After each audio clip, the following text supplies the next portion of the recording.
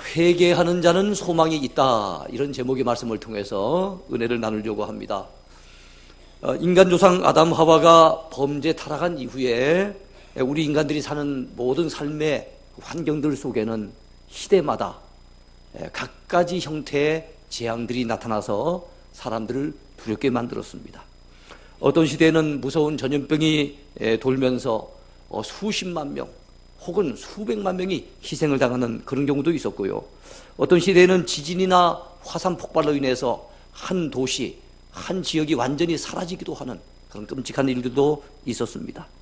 몇 세기 전에는 흑사병으로 인해서 유럽 인구의 5분의 1이 사라질 정도로 아주 엄청난 전염병에 의한 고통이 있었습니다.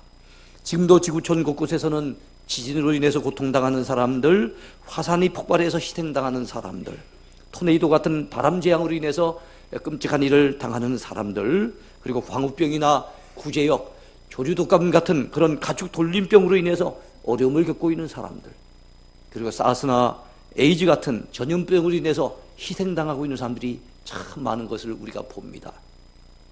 또 미처 생각지 못했던 사건이나 큰 사고를 당함으로 재앙을 겪는 그런 경우도 있죠. 성경에도 보면 갖가지 재앙들이 소개되고 있습니다. 이 재앙들은 주로 범죄한 인생을 향한 하나님의 징벌의 수단으로 활용되는 것을 볼 수가 있어요. 출애굽기 여러분 보시면은 몇 가지 재앙이 나옵니까? 10가지 재앙이 등장하는 것을 보지 않습니까? 계시록에 보면 이 세상 끝에 엄청난 재앙들이 소개되어 있는 것을 봅니다. 오늘 우리가 읽게 된 이 본문 요엘서 말씀 가운데도 재앙이 등장해요. 요엘서에 등장하는 유명한 재앙이 있습니다. 어떤 재앙일까요? 메뚜기 재앙입니다. 메뚜기 재앙. 메뚜기가 무슨 큰 재앙이겠는가 싶죠. 한두 마리 메뚜기가 올라붙는 거는 그건 재미삼아 가지고 놀 수 있는 거지만은 엄청난 때로 메뚜기가 몰려들 때는요, 이게 보통 문제가 아닌 것 같습니다. 중군동 지방에서는 메뚜기 떼가 출현하여 큰 고통을 당한 경우가 종종 있었다고 합니다. 메뚜기 떼는 종류도 다양하대요. 약 100여 종의 메뚜기 떼가 있답니다. 오늘 본문에도 보면은 메뚜기가 4종류가 등장하고 있어요. 메뚜기, 느치, 그리고 팥중이, 그리고 황충, 이렇게 4종류의 메뚜기가 소개되고 있습니다. 자, 메뚜기 떼는 얼마나 식욕이 왕성한지 모르는데요. 메뚜기 떼가 출현했다 하면은 거긴 나만 아는 식물이 없답니다. 모든 곡물, 과목 다 살아남는 것이 없이 완전히 사라져 버린다는 거예요. 자, 여러분, 그래서 메뚜기가 한번 지나고 나면은 들판에 푸른 빛이 사라질 정도로, 그 정도로 심각해진답니다. 어떻게 보면 들판에 불이 나가지고 다 불태워져 버린 것처럼 그런 느낌이 든다 그래요. 영어로 메뚜기를 로커스트라고 합니다. 그 이름의 뜻은 불태우는 기계, 이런 뜻이라고 합니다. 불태우는 기계처럼 이 메뚜기 떼가 쫙 지나고 나면은 꼭 모든 들판이 완전히 불타버린 것 같은 그런 현상이 나타난다는 겁니다. 메뚜기 떼가 이처럼 힘과 엄청난 파괴력을 가지고 있는 이유, 그것은 메뚜기에게 응집력이 있고 그리고 추진력이 있다 그러네요. 메뚜기는 떼거지로 몰려다니는 이 응집력이 있고, 그리고 뒤를 돌아보지 않는답니다. 옆으로 빠져나가는 일도 없답니다. 무조건 앞으로. 그래서 그 추진력이 엄청나다 그래요. 그래서 앞에 들이 있든지 산이 있든지 가옥이 있든지 그 안 가린답니다. 이처럼 메뚜기 재앙은 아주 무서운 재앙입니다. 그런 재앙이 오늘 본문에 출현하고 있어요. 바로 여호와의 날에 임할 하나님의 무서운 심판과 관련하여 메뚜기 떼의 그 출현이 예고되고 있는 것입니다. 이처럼 메뚜기 떼의 출현을 예고하면서 하나님의 무서운 엄청난 심판이 있을 것이니 정신을 차리고 회개하라고, 이제라도 회개하고 돌아오라고 외치는 이 선지자의 목소리가 오늘 요엘서에 담겨져 있습니다. 요엘이라고 하는 이름의 뜻은 여호와는 하나님이시다, 이런 뜻이라고 합니다. 그가 활동했던 시기는 대체적으로 유다 나라의 8대 왕이었던 요아스 왕 시대에 활동한 것으로 이렇게 알려져 있습니다만 정확한 시기는 알기가 어렵다고 하네요. 어쨌든 요엘 선지자가 전한 메시지, 참 중요한 메시지가 오늘 우리 본문 가운데 있는데요. 그 메시지의 핵심이 뭘까요? 저는 오늘 한 3가지 정도로 주제를 살펴보려고 합니다. 먼저 여호와의 날이 임박했다 하는 것입니다. 어떤 날이 임박했다고요? 여호와의 날이 임박했대요. 요엘서에는 여호와의 날이라고 하는 언급이 종종 자주 등장하고 있습니다.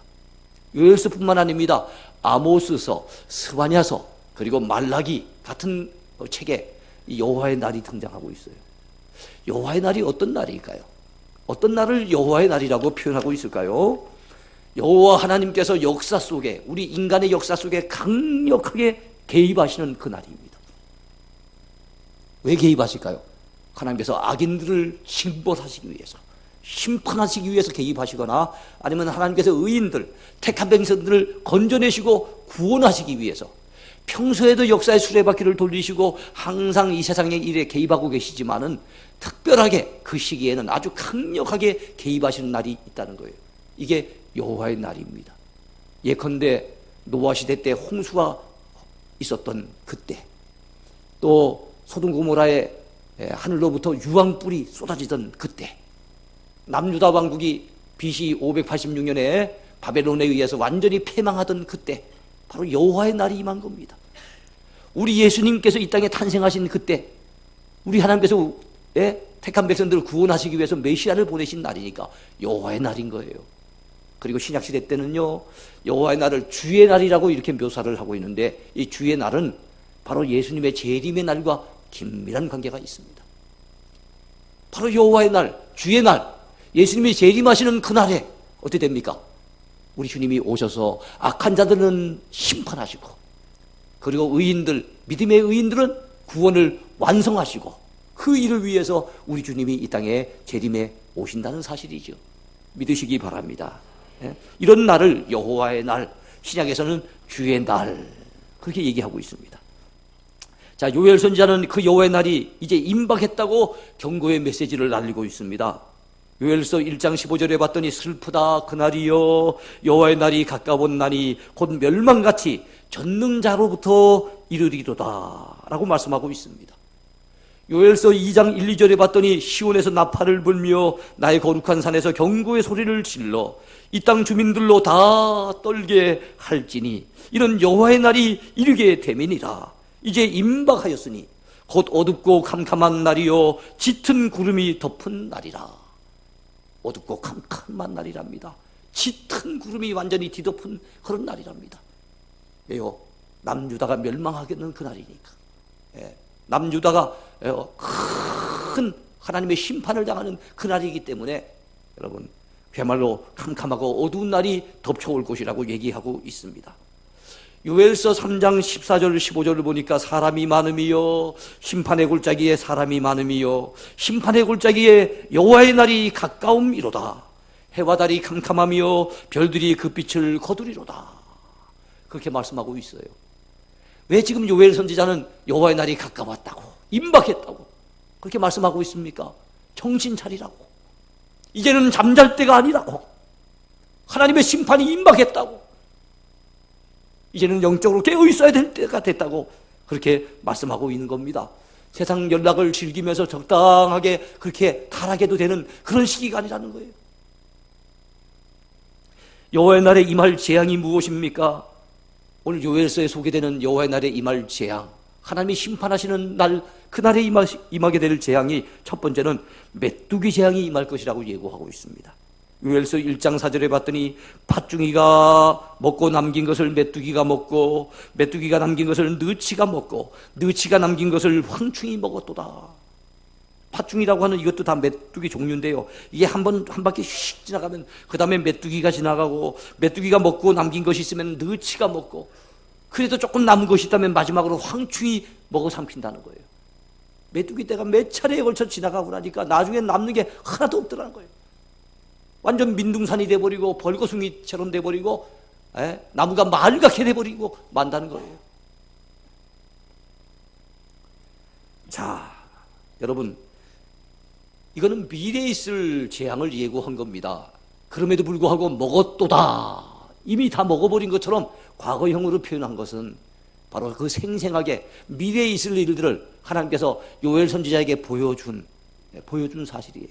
그러니까 그것을 보았기 때문에 요엘 선지자는 이미 과거에 있었던 일처럼 그렇게 묘사를 하고 있는 것입니다. 둘째는 가뭄에 의한 흉년 재앙이 들 것을 예고했습니다. 이번에는 흉년 재앙이 들 것을 예고했어요. 요엘서 1장 10절에서 12절까지 봤더니 밭이 황무하고 토지가 마르니 곡식이 떨어지며 새 포도주가 말랐고 기름이 다하였도다. 농부들아 너희는 부끄러워할지어다. 포도원을 가꾸는 자들아 곡할지어다. 이런 밀과 보리 때문이다. 밭의 소산이 다 없어졌음이로다. 포도나무는 시들었고 무화과나무는 말랐으며 석류나무와 대추나무와 사과나무와 밭의 모든 나무가 다 시들었으니 이러므로 사람의 즐거움이 말랐도다. 다 말라버렸다고, 다 시들어버렸다고, 다 떨어져버렸다고 낙담하고 있는 내용이 나와요. 그러면서 우리의 즐거움이 다 사라져버렸다고, 즐거움마저도 메말라져 버렸다고 고백하고 있습니다. 왜요? 가뭄이 오게 되면 그렇게 될 것을 요엘 선지자는 예고한 겁니다. 요엘서 1장 20절에 보니까 들짐승도 주를 향하여 헐떡거리오니 시내가 다 말랐고 들의 풀이 불에 탔음이니이다 라고 하는 그 기근에 의한 심각한 현상을 예고하고 있는 것입니다. 여러분, 여호와의 날, 이 여호와의 날에 이 무서운 심판이 왜 유다 땅에 임하게 될까요? 그것은 바로 그들의 범죄와 타락 현상 때문입니다. 그들의 마음이 하나님을 저버리고 하나님을 등져버리고 세상으로 떠나버렸기 때문에, 그래서 우상을 섬기고 세상의 헛된 것을 섬기고, 그들 가운데 하나님을 섬기는 신앙의 겉껍데기만 남아있는 사람들은 있었겠지만은 그건 껍데기일 뿐이고 외형적인 형식일 뿐이고 마음 중심이 주께로 향하지 아니하고 이미 주님을 배반해버렸기 때문에 주님의 무서운 징계와 진노가 임하게 될 것을 예고하고 있는 거예요. 여러분이요, 우리는 신앙의 껍데기만 가진 형식적인 신자가 돼서는 안 되는 줄로 믿습니다. 두 번째 제목입니다. 이제라도 회개하라 하는 것입니다.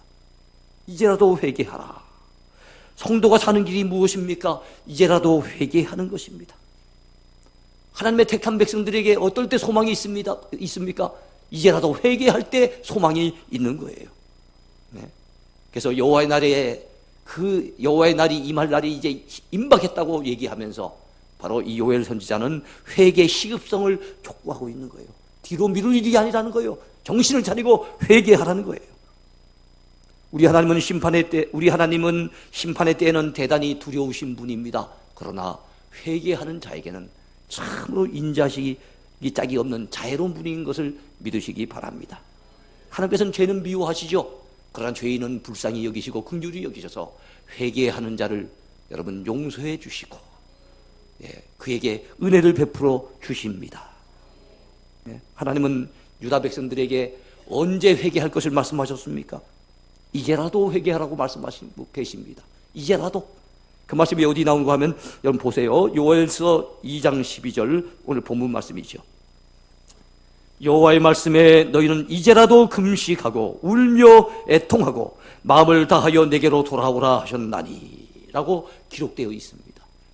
그 보세요. 여호와의 말씀에 너희는 이제라도 뭐 하라고요? 금식하래요. 울며 애통하래요. 마음을 다하여 하나님께로 돌이키래요. 왜 이제라고 얘기했을까요? 조금 늦은 감은 있지만, 더 일찍 돌아오면 더 좋았겠지만, 그러나 지금이라도 늦지 않았으니 지금이라도 정신을 차리고 하나님 앞에 회개하고 돌아오라고 말씀하고 있습니다. 우리 하나님께서는 하나님의 백성들이 속히 회개하고 돌아오시기를 오늘도 기다리고 계십니다. 지금 이 순간도 우리를 기다리고 계신 하나님을 기억할 수 있게 되기를 바랍니다. 하나님께서는 어떻게 회개하라고 하셨습니까? 좀 전에 읽었던 말씀처럼 금식하며 울며 애통하며 마음을 다하여 회개하라는 거예요. 마음을 다하여. 껍데기로만 회개하는 신용만 하지 말라는 거예요. 요엘서 2장 13절 상반절에 보면 아주 유명한 말씀이 나옵니다. 너희는 옷을 찢지 말고 마음을 찢고 너희 하나님 여호와께로 돌아올지어다. 무엇을 찢으라고요? 마음을 찢으래요. 유대인들은 회개할 때 옷을 찢는 풍습이 있었습니다. 그래서 옷을 찢는 그 모습을 통해서 내 마음을 하나님 앞에 찢는 어떤 상징적인 동작으로 옷을 찢었어요. 그러나 여러분, 옷을 찢었지만은 그건 상징적인 동작일 뿐이고 하나님이 원하신 겁니까? 마음을 찢는 걸 하나님이 원하신 거예요. 근데 어느 순간부터 그들이 무슨 1년에 한 번씩 속죄일이 있다든지 특별하게 무슨 회개한 무슨 절기가 되어지면은요, 옷은 북북 잘 찢는단 말이에요. 전혀 마음은 찢지 않는 거예요. 전혀 회개할 마음은 없는 거예요. 마음은 돌이키지 않는데 겉으로 껍데기만 가지고, 신앙의 형식만 가지고 옷만 찢고 있다는 거예요. 그것을 요엘 선지자는 너무나도 잘 알고 있었기 때문에 너희는 옷만 찢지 말고 마음을 찢고 하나님께로 돌아오라고 선포하고 있는 겁니다. 세 번째 주제입니다. 내가 구원해 주리라. 내가 구원해 주리라 하는 것입니다. 하나님께서는 회개하는 자를 사랑해 주시고 불쌍히 여겨 주시고 구원해 주신다는 것이 성경의 한결같은 가르침입니다. 여러분, 이 사실을 믿으시기 바라요. 예? 본문 요엘서 2장 18절에 봤더니 그때는 하나님의 백성들이 회개할 때를 얘기합니다. 그때 여호와께서 자기의 땅을 극진히 사랑하시어 그의 백성을 불쌍히 여기실 것이라.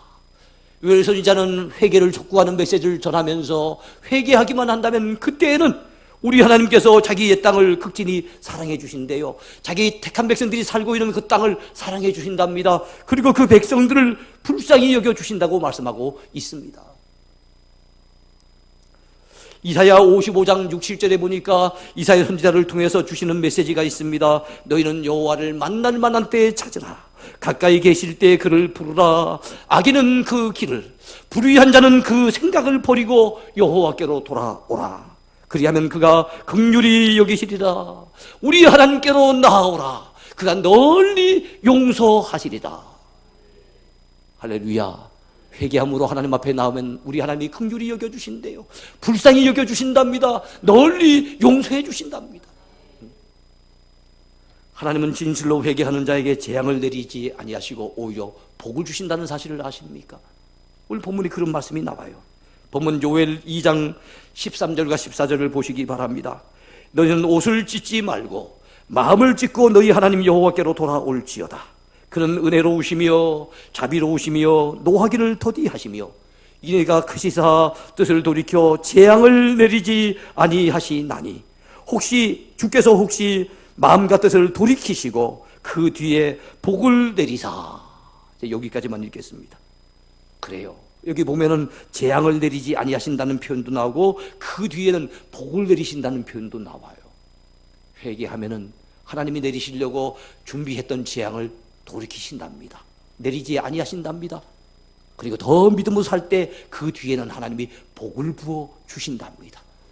재앙을 받을 사람이 복을 받게 되다니요, 이것이 웬 은혜입니까? 근데 우리 하나님은 이처럼 사랑이 많으신 하나님이세요. 죄는 미워하시지만은 죄 지은 자가 회개할 때 우리 하나님은 이런 크신 긍휼과 은혜를 베풀어 주십니다. 그것뿐만이 아닙니다. 오늘 요엘서 본문 2장 20절을 보시기 바랍니다. 우리를 괴롭히던 대적들을 멀리 떠나게 하신다고 말씀하고 있어요. 내가 북쪽 군대를 너희에게서 멀리 떠나게 하여 메마르고 적막한 땅으로 쫓아내리니. 자, 북쪽 군대를 너희에게서 멀리 떠나게 해서 메마르고 적막한 땅으로 쫓아버린답니다. 여기서 북쪽 군대는 북쪽으로부터 내려온 바로 메뚜기 떼를 얘기하는 거예요. 물론 어떤 분들은 이것을 한 단계 더 나가서 나중에 이 북쪽에서 내려오는 이 바벨론 군대를 갖다 의미한다라고 해석하는 분도 있습니다만, 어쨌든 저는 이 메뚜기로 봅니다. 북쪽에서 내려온 군대와 같은, 워낙 때가 많이 몰려오니까 군대라고 묘사하고 있는 거예요. 그것을 갖다 멀리 떠나버린답니다. 메마르고 적막한 땅으로 쫓아버린답니다. 지긋지긋한 메뚜기가 아닙니까? 온 나무와 온 곡물에, 온 식물에 다 붙어가지고 말입니다. 그걸 다 갉아먹고, 그래서 사람으로 하여금 정말로 고통스럽게 만들었던 이 메뚜기 떼, 지긋지긋한 메뚜기 떼거든요. 이 메뚜기 떼를 떠나가도록 하나님께서 쫓아보내신답니다. 할렐루야. 그것뿐이겠습니까? 하나님은 회개하는 자를 위해서 더 큰 복을 예비하십니다. 우리 환경에서 우리를 고통스럽게 하던 지긋지긋한 것 떠나게 되고 우리의 모든 허물과 죄를 용서해 주시고, 이것도 참 너무 감사한 일이지만 한 단계 더 나가서 회개하는 자를 위해서 우리 하나님이 예비하신 엄청난 은혜가 있습니다. 그것이 바로 성령의 은혜입니다. 성령의 은혜를 물 붓듯이 우리에게 부어주신다고 약속해 주셨습니다. 이게 요엘서 2장에 나와 있는 유명한 약속의 말씀인데요, 요엘서 2장 28절과 29절을 보시기 바랍니다. 그 후에 내가 내 영을 만민에게 부어주리니 너희 자녀들이 장래일을 말할 것이며 너희 늙은이는 꿈을 꾸며 너희 젊은이는 이상을 볼 것이며 그때 내가 또 내 영을 남종과 여종에게 부어줄 것이며. 그래요, 요엘 선지자를 통해서 우리 하나님은 앞으로 성령을 보내주실 것을 약속해 주신 거예요. 성령의 은혜를 부어주실 것을 약속하신 거예요. 내 남종과 여종에게 마음껏 부어주실 것을 우리 하나님은 약속하신 줄로 믿으시기 바랍니다. 그게 얼마나 감사해요. 여러분, 회개치 아니하고 죄악 가운데 그대로 있으면 하나님의 무서운 재앙이 임할 것이며 하나님의 심판을 피할 길이 없지만은 지금이라도 이제라도 정신 차리고 회개하면은 우리 하나님이 긍휼히 여겨주시며 그 죄를 사해 주시며 우리를 괴롭히고 고통을 주던 그 지긋지긋한 모든 대적들이 떠나게 해주시며 그뿐만 아니라 우리 심령 가운데, 회개한 심령 가운데 성령의 은혜를 물 붓듯이 부어주신다는 것입니다. 한 걸음 더 나가 우리의 하나님께서는 회개하고 주의 이름을 부르는 자들에게 궁극적으로는 구원을 베풀어 주신답니다. 그런 메시지가 어디 나옵니까? 2장 32절에 나와요. 이 메시지 역시 사도행전과 로마서에서 인용되는 유명한 메시지인데요, 32절 상반절을 보겠습니다. 누구든지 여호와의 이름을 부르는 자는 구원을 얻으리니. 그래요, 여호와의 이름을 부르는 자, 주의 이름을 부르는 자 구원을 얻습니다. 누가 구원 얻습니까? 믿음으로 주의 이름을 부르는 자가 구원을 얻는 겁니다. 그래요, 참 너무 감사하지 않습니까? 철저히 회개하고 믿음으로 나아간 자는 우리 하나님이 죄 사해 주실 뿐만 아니라 크신 긍휼을 베풀어 주시고 성령의 은혜를 부어 주시고 그뿐만 아니라 궁극적으로는 그를 구원해 주신답니다. 그것이 요엘 선지자를 통해서 오늘 우리에게 주신 약속의 메시지예요. 여러분, 말씀을 맺으려고 합니다. 사랑하는 성도들이여, 우리가 살아가는 시대는 비상한 시대입니다. 네? 불신자들조차도 말세라고 외치고 있는 그런 시대예요. 아까도 말씀드렸지만 우리 국가적으로 많이 어려운 시대에 살고 있고요, 우리는 여러분 무서운 이 핵무기를 갖다가 머리 위에 이고 살고 있는 이런 형국의 우리 한국 민족입니다. 우리가 정신 차리지 아니하고 계속 범죄하고 타락하고 하나님을 등지고 하나님께로부터 멀어지고, 여러분 그리 해갖고는 우리 삶 속에 소망이 없어요. 정신을 바짝 차려야 됩니다. 지금은 회개할 때입니다. 하나님을 찾을 때입니다. 지금은 영적으로 각성하고 정신을 찾을 때입니다. 그렇게 회개하는 마음으로 마음을 돌이켜 하나님 앞에 나아간다면 오늘 약속의 말씀처럼 우리 하나님 우리를 긍휼히 여겨주시며 우리의 죄를 사해 주실 것입니다. 성령의 은혜를 부어 주실 것입니다. 그리고 궁극적으로는 구원해 주실 것입니다. 이런 놀라운 은혜가 바로 저와 여러분들의 것이 되기를 축원해 드립니다. 축원해 드립니다.